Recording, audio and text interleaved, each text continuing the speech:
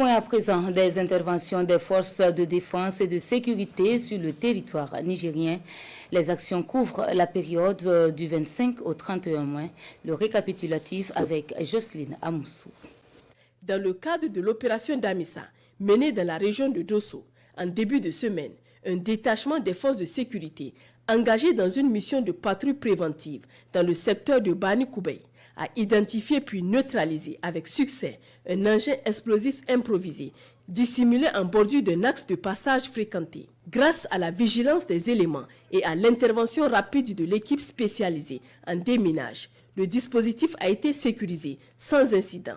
Cette action a permis d'éliminer une menace potentielle pour les populations civiles et les forces engagées, tout en assurant la continuité des activités dans un environnement sécurisé. Au cours de cette même semaine, les forces de défense et de sécurité ont conduit avec efficacité 2 opérations majeures ayant permis la neutralisation de circuits logistiques destinés à approvisionner les groupes terroristes de Boko Haram. La première mission, conduite dans la zone d'Awardi, s'est soldée par la saisie de 1580 unités de sérum dissimulées sous forme de produits pharmaceutiques destinés probablement à soigner des terroristes dans le lac Tchad.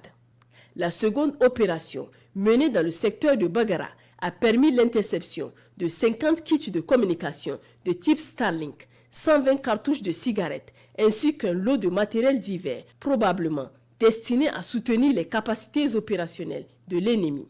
En parallèle des opérations sécuritaires en cours, les autorités compétentes de Toumour ont officiellement enregistré la reddition volontaire d'un ex-combattant affilié à la secte terroriste Boko Haram. Ce geste, lourd de sens, s'inscrit dans une dynamique de désengagement progressif de certains éléments autrefois enrôlés dans la violence armée et marque une volonté manifeste de réintégrer la légalité républicaine. Au nord du pays, dans la région d'Agadez, le vendredi 30 mai 2025, au cours d'une opération de contrôle menée sur une voie de contournement dans la localité d'Adé-Bissinat, les éléments de la brigade d'intervention et de recherche d'Agadez ont procédé à l'interpellation d'un véhicule et d'une motocyclette.